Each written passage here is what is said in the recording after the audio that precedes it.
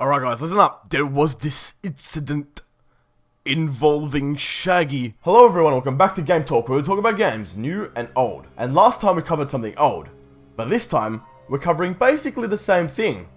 But it's new. Resident Evil 2, the remake. People wanted it, and it happened. Me personally, I thought the Resident Evil 1 remake was the ultimate remake and the definitive Resident Evil experience. And I also think that the Resident Evil 1 remake, at its core, is the best survival horror game ever made. And that was made in 2002. Yeah, there was a re-release in 2015 with better graphics, but shut up. And now it's 2019. A 17-year difference with nearly unlimited capabilities of what this game could be. Before I bought this game, I thought to myself that this could be the very best horror game ever made. At the same time, bringing back the classic formula to showing people nowadays what horror games were like back in the day. Enough of this 5 Fucks at Freddy's and all this garbage that was thought to be good horror games, but Resident Evil, back in the good old days of horror. As you all should know from my last video, check it out if you haven't already right now, you wanker. Get it?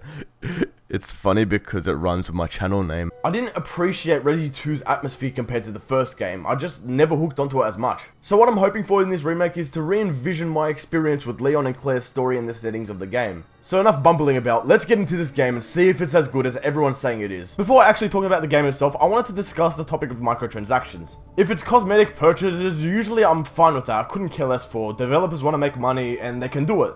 The only bonus content slash DLC that really bugs me is the original soundtrack swap. It could have very well been a straight up feature in the game like the Spyro Reignited trilogy, but it isn't. And this is something that I want to have for extra replay value, and now I have to spend nearly $5 Australian bucks on it. Yeah, I know it's not a lot, but the fact that this wasn't already a feature in the game is really odd, and it really bugs me. Other from that, I don't really care about the extra costumes and stuff like that. Now we can get into this game. Or, shall we?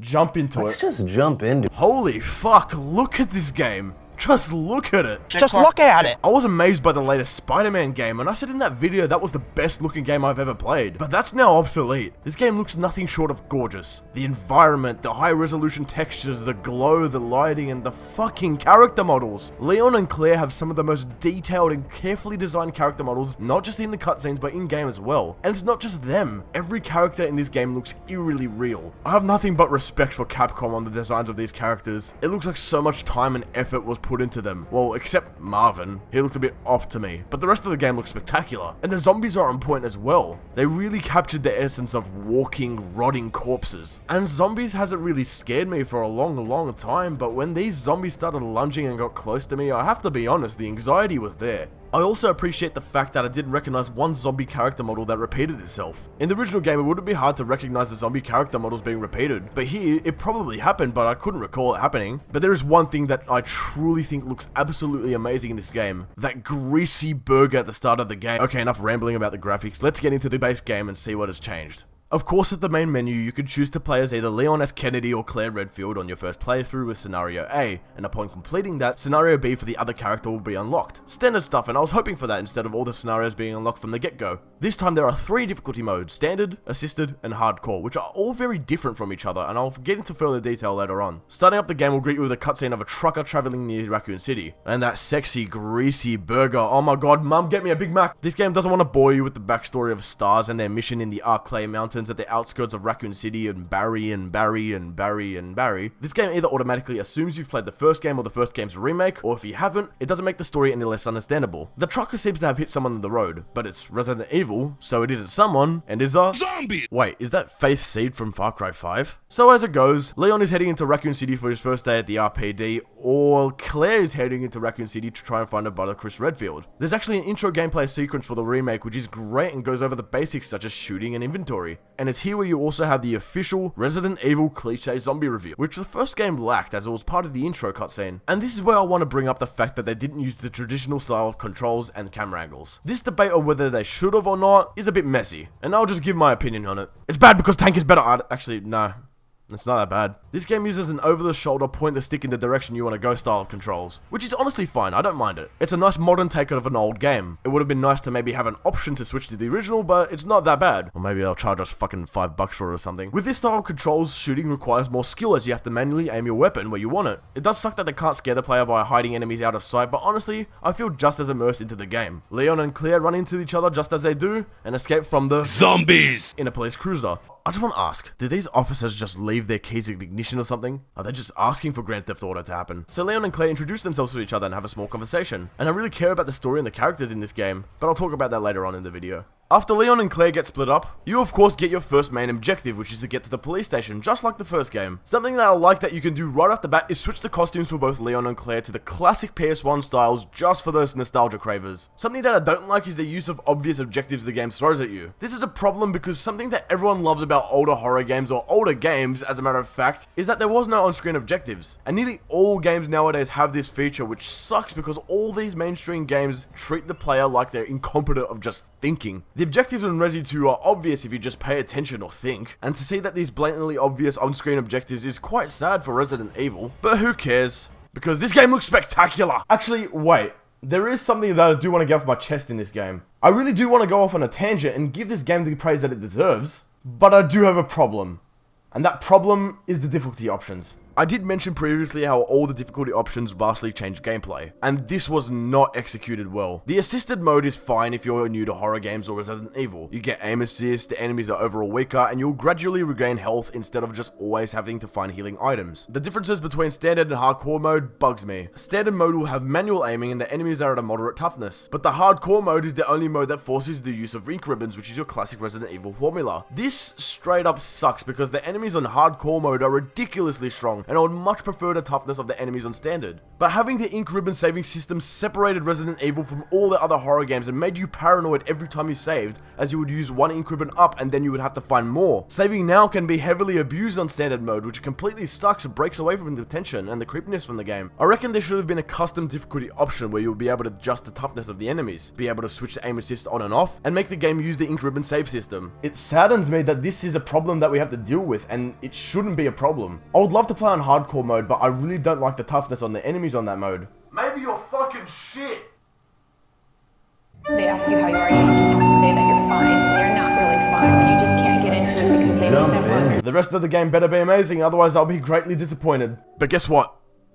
It is fucking amazing, and I want this game inside of me. Weapons are basically the same as the original with a few extra additions. Pistol, shotgun, magnum, flamethrower for Leon, and revolver, quick draw revolver, pistol, SMG, electric thing, and grenade launcher being able to take different rounds for Claire. You can also use the directional pad as a shortcut menu for switching weapons instead of manually equipping it from the inventory. The revolver can also take high capacity rounds which are limited to find. Ammo as a whole is pretty limited in this game, and a lot of the time I was like, If I don't find ammo, I will have to kill them with my breath! You will also find gunpowder in the areas you explore as well. Different types of gunpowder can be combined with each other to receive different types of ammo. This is a great new feature because sometimes instead of finding bullets, which you still can, you can also get sets of gunpowder to create bullets. Gunpowder mixed with gunpowder makes bullets.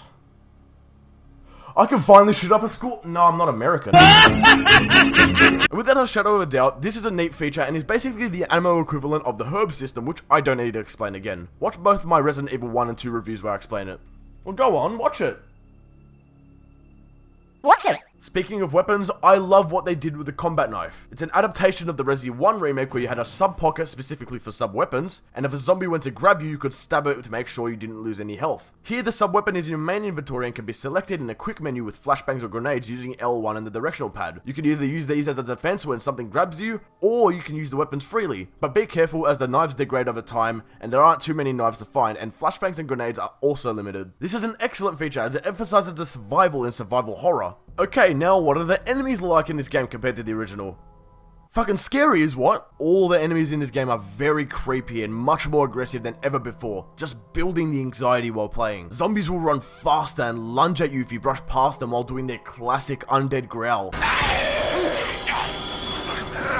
Instead of last time, which they sounded very miserable and like they stubbed their toe. Dogs will run circles around you, making it hard to shoot them. And the lickers, my god, the lickers. If you thought lickers were scary before, you have another thing coming. While they still crawl at you really fast and sometimes on the ceiling, making it hard to attack them, the rooms with the lickers are some of the most tensest moments I've had in any horror game. In this game, the lickers are blind, so running and shooting will alert them to where you are, causing them to attack you. So where there are lickers, you have to be quiet. Don't run and try and sneak around them, which isn't the easiest thing to do. And their new slippery and disgusting designs make sneaking around them all the scarier, especially in cramped hallways. Sometimes there will be lickers and zombies in rooms together, making you try and walk as fast as you can away from the slow zombies while not alerting the lickers. And you walk just about as fast as the zombies move, and running isn't worth it because the lickers move a lot faster than you do. I adore what they did to the lickers, and that's one aspect that really freaks me out in this game. But there was one thing that made this game really scary for me, anxiety-inducing and tense. And a certain man did that for me. And that man is Mr. fucking X. Yeah, I know he's called Tyrant or T00, but shut your gob. Oh boy, where the fuck do I start with this fucking mutant, giant, grey Thanos guy? In the original Resident Evil 2, in the second playthrough of the game, you encounter a thing known as T00 a few times throughout your playthrough. He was sent into Raccoon City to eliminate police officers and witnesses of Umbrella's mistake being the outbreak of the T-virus, and apparently he also had to locate the G-virus. You will encounter him several times, where he would bust through walls, blocking your path of where you want to go, and keep in mind that you would only encounter him on your second playthrough, but here, he just shows up and scares the shit out of newcomers and veterans of the series on your first playthrough, and there's no scene like the original warning you that he's coming. He just shoves the fucking helicopter out of the way like he gives zero fucks and charges at you as you do. In the original, Mr. X would show up, you'd take him out, and then he'd show up later on a few more times. But here, this bloke follows you. You want to add another thing to the tense atmosphere? Just add Mr. X to follow you around everywhere. Even if you manage to outrun him, he can still hear your gunshots and he will find you again. Even in the main hall of the police station, which, just like the safe rooms, is supposed to be a safe room. No zombies and enemies are supposed to be there. But Mr. X will show up, like it or not. And there is nothing much scarier in this game than either hearing those loud footsteps in the distance, hearing those loud footsteps right behind you with that terrifying theme song, or being trapped in the room with zombies, lickers, and great fucking Thanos. The only way to stop him for a bit is a lot of headshots, but that will only remain him still for about 10 seconds, giving you a brief period to get the fuck out of dodge. But he will find you again, and again, and again, and again in all parts of the game. His attacks as well are really damn powerful, so trying to avoid him in these cramped hallways of the police station, and then some, made this game for me. Mr. X really made this game for me. The last time I truly got scared by a horror game was the Resident Evil 1 remake, and Mr. X gives me somewhat flashbacks to the Crimson Heads from that game. I don't know, I probably just have PTSD or something. Don't make fun of me, but a day after I got this game and Mr. X showed up, I had a nightmare with Mr. X in it. I'm truly thankful for Mr. X and how he's presented in this game, because it's been too long since I've been truly scared from a horror game. In terms of atmosphere, does this game do a good job? The game knows the message to portray in each room. It can be dark, it can play no music, or it can play humming drones in the main hall, or it can play that Mr. X song. Actually, don't remind me of Mr. X. I do wish the main hall theme from the first game had a fully remastered track, but I'm not that fussed, honestly. What does suck though is the save room theme didn't get remastered. It does include a completely different version though, which I still love.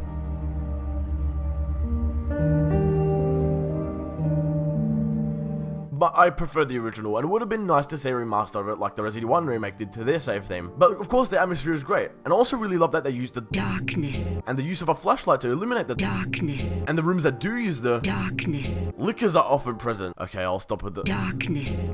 This game also made me like the police station more than the first game did, due to all the unique things you encounter in it. It sucks that the charm of the original soundtrack wasn't there, because this game, while I still love it, the soundtrack in the first game was so much better. Okay, this is the part where I spoil the story, so if you want to play the game for yourself, skip to the time on screen, but if you watch my previous video, you would already know what happened, but I'll stop talking now. The main events of this story is basically the same as the first game, such as Leon meeting Ada in the parking lot, and Ben the prisoner guy getting killed.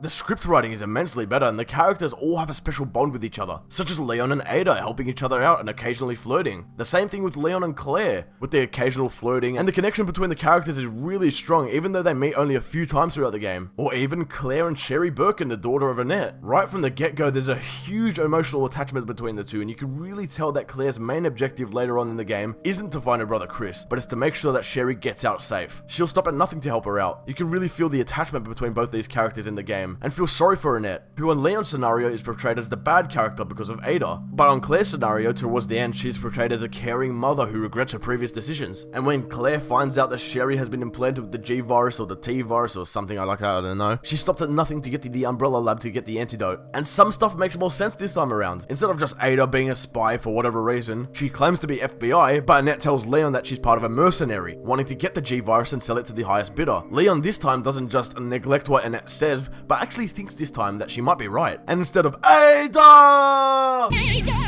It's a very emotional scene because just before they really connected, and this time around the platform breaks instead of just, honestly, she looked like she jumped over herself. Even though this story at its core is about a pharmaceutical organization creating monsters in an outbreak, it's brimming with personality, and that's something that I love about it. I adore games with a lot of personality and character, just like Silent Hill 3. That game at its core is about a birth of a god and a cult's salvation, but that game has so much character and personality with the characters, you yourself feel like you have an emotional attachment. In this game, not just the characters flirting or the occasional awkwardness, but even stuff like Leon leaving notes for Claire throughout her scenario. It can be down to earth in some scenes when Annette dies, and it can be badass in other scenes like when Claire has her minigun and the diseased gaping pussy final boss. And that's something else I love about this game. The encounters with G. Each time he gets more dilapidated, more disgusting, and shows the effects of the G virus. You can even hear William Birkin's distorted voice as the G virus takes over his body and turns him into the ultimate bioweapon. Or the encounters with Mr. X. He constantly blocks your path, and even the characters leave small remarks and comments on that. Speaking of all this personality this game has, there are many safes and dialogues you can open throughout the game to get items. The solution to find the code is pretty hard to find, but upon unlocking all of them... It might be handy if you, the master of unlocking, take it with you. Fuck you, Jill. Who's the master of unlocking now? Bitch. I didn't expect a really silly story about a zombie outbreak to turn into a highly character-based one. And the ending where Leon, Claire, and Sherry walks off is just fucking adorable. So, are you guys like boyfriend and girlfriend? No, we're just... well, we actually just met last night. Yeah. That would have been one hell of a first date, though. Hey, you guys can adopt me. Adopt you? We can get a puppy. Puppy. And a parrot. Parrot. I always wanted pets, but my mom said they're too messy. This game was an absolute cracker. Unfortunately, there is some stuff I dislike about it, like the difficulty system and how there are on-screen objectives. I don't like the game treating me like a baby. I'm a big boy, alright? But I haven't been invested in a game's story like that for a long time. Sure, Spider-Man was good, but I'm much more interested in horror games than I am with superhero stories. I'm so glad I picked up this game, and I'm so glad that it scared me because, like I said, the last game that truly scared me to the point where I have to stop playing and take a rest was the Resident Evil 1 remake. And that game talk will come eventually, don't worry. This game looks amazing. It's scary and it has plenty of replay value. And there's more content where that came from though. There's the 4th Survivor bonus mode in which you play as everyone's favorite badass Hunk, where you have to get from the sewer to the front of the police station with only the things you have in your inventory at the start. And I did play that mode, but I ran into a room with lickers and zombies and I got cornered. Just when I started hashing out the situation, Mr. fucking X showed up and then I was too scared to play after that. There's also the Ghost Survivors free DLC, thank God, which I can't wait to get into. More concept art and character models to unlock to inspect in the gallery. This game has a lot more content than I was expecting, and that just adds to how much I like this game. Nevertheless though, Resident Evil 2, the remake, makes the good list, and gets a 9 out of 10. This game was one hell of an experience, and I can't wait to 100% complete it. Fuck that, Mr. X is too scary. This isn't it for Resident Evil though. There's always Resident Evil 3 Nemesis, which I have never played, and Resident Evil 4, which was great. And the one I really want to review